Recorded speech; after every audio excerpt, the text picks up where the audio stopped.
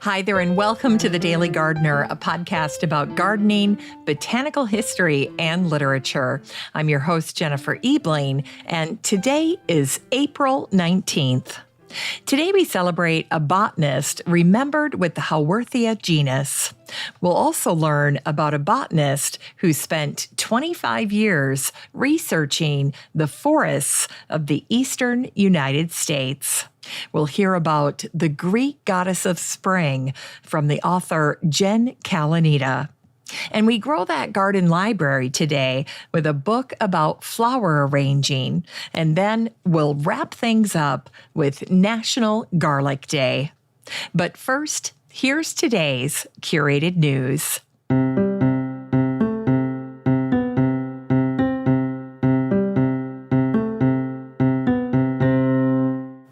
Today's curated news comes to us from House and Garden, and they are sharing 6 incredible recipes by Aaron Bertelson from the gardens of Great Dixter.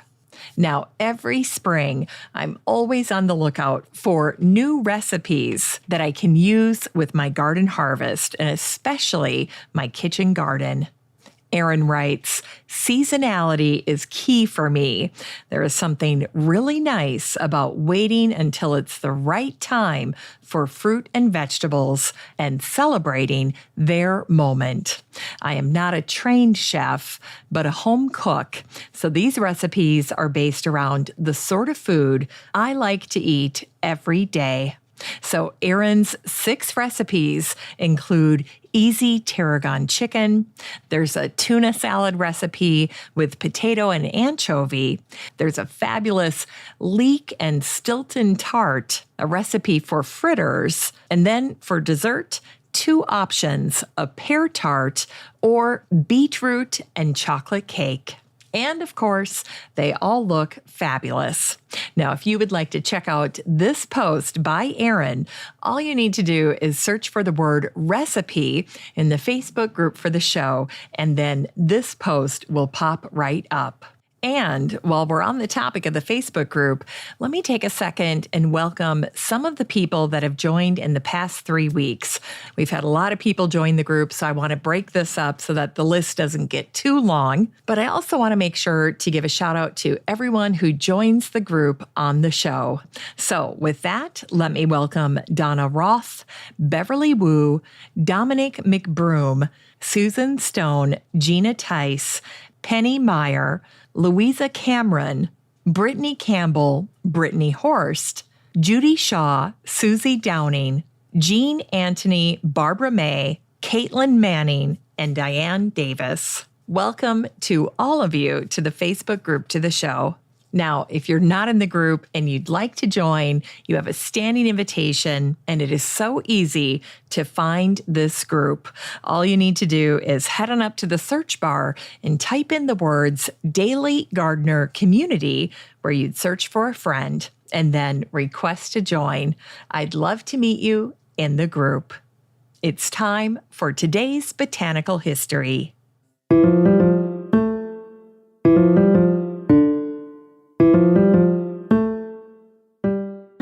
Here's botanical history for today, April 19th. Today is the birthday of the British entomologist and botanist Adrian Hardy Haworth, who was born on this day, April 19th, in 1797. Adrian was trained to be a lawyer, but once he inherited his family's estate, he devoted himself to the study of natural sciences. Today, the Haworthia genus, named by the French botanist Henri Duval, honors Adrian Hardy Haworth. The genus consists of around 200 different species, and today, Haworthias are very, very popular. These plants are native to South Africa, and they're succulents, and they range in color from transparent green to all shades of purple and even black. And Haworthias can be very different in terms of shape and texture. Now, one of the most popular Haworthias is the Haworthia fasciata, or the zebra succulent. Known for its zebra stripes, this succulent has green pointy leaves with bumps of white tubercles arranged in a zebra pattern. And one of the reasons that the zebra succulent is so popular is that it's so easy to grow. And this plant is ubiquitous. It is everywhere. In fact, you've probably seen it in the houseplant section at your nearest big box store. And as for Adrian Hardy Haworth, he's also remembered for his work as an entomologist. In the early 1800s, Adrian wrote one of the most authoritative works on British butterflies and moths, and his book was called Lepidoptera Britannica. And in his lifetime, Adrian named 22 new genus of moths. And he was also a carcinologist or a shrimp expert. And finally, Adrian was the very first person to describe the epiphyllum oxypetalum, commonly known as Dutchman's pipe cactus, queen of the night, or the night-blooming cereus, one of my favorite plants. And today is the birthday of the botanist, ecologist, and expert on deciduous forests of the eastern United States, E. Lucy Braun, who was born on this day, April 19th in 1889. Now, the E in Lucy's name stood for Emma, but she always went by Lucy. In 1950, Lucy was the first woman elected president of the Ecological Society of America. A quiet, bright, and dedicated field scientist, Lucy worked as a botany professor at the University of Cincinnati. Lucy became interested in the outdoors as a child. Growing up on May Street in Cincinnati, Lucy's parents would take her and her older sister Annette by horse-drawn streetcar to the woods in Rose Hill so that they could spend time botanizing. The girls were taught to identify wildflowers by their mother, and they also gathered specimens for their mother's herbarium. Now, the girls both got PhDs, Lucy in botany and Annette in zoology, and they never married. Instead, they lived together their entire lives, leaving their childhood May Street home for a home in Mount Washington. The sisters turned the upstairs of the house into a laboratory, and the gardens outdoors became their field laboratory.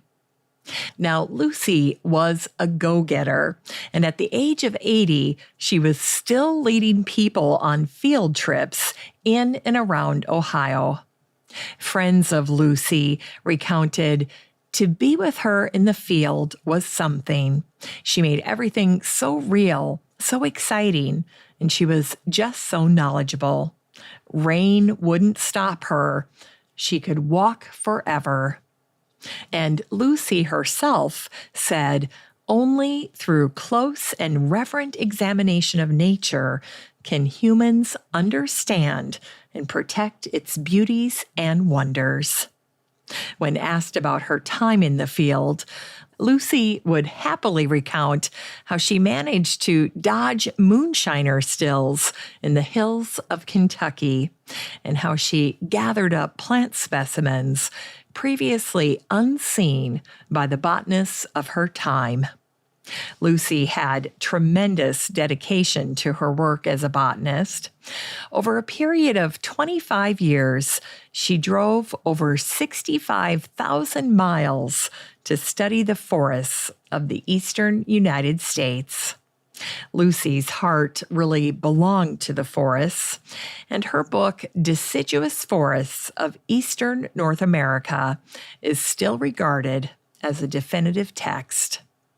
When she died of heart failure in March of 1971 at the age of 81, Lucy was one of the top 3 ecologists in the United States. And after her death, her herbarium of nearly 12,000 specimens was acquired by the Smithsonian in Washington, D.C. It's time for today's Unearthed Words.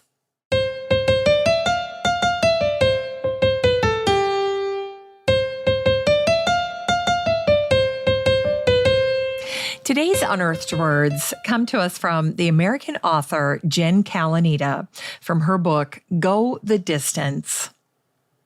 Her mother, Demeter, may have handled some of the harvests and the soil's fertility, but making the world bloom fell to Persephone. Every spring equinox, she'd wander into the orchards and the meadows and put her personal touch on all that came alive. She made the yellow grass turn green with envy. She coaxed every poppy and asphodel bud to awaken from their slumber and shower the landscape in color.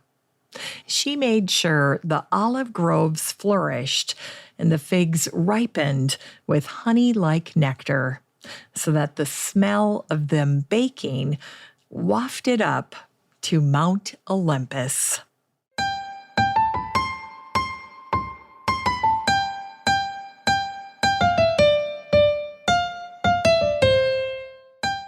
It's time to grow that garden library with today's book, Just Add Water by Cynthia Galen Bigany. This book came out in 2020, and the subtitle is Easy Techniques and Everyday Ideas for Inspiring Flower Arrangements. In this book, Cynthia shares tips and tutorials for how to create gorgeous designs with beautiful flowers. Whether you're a designer, a gardener, or simply want to make gorgeous bouquets, Cynthia's book shares the secrets to flower arranging. Cynthia teaches popular aspects of arranging, like repurposing everyday containers in unexpected ways and using rubber bands and tape to spectacular effect. And Cynthia offers 10 easy techniques and 20 featured bouquets, along with step-by-step instructions. And she also teaches how to extend the lifespan of wilting flowers. This book is 128 pages of simple techniques and easy ideas for flower arrangements that you can create in minutes. You can get a copy of Just Add Water by Cynthia Galen Bigany and support the show using the Amazon link in today's show notes for around $13.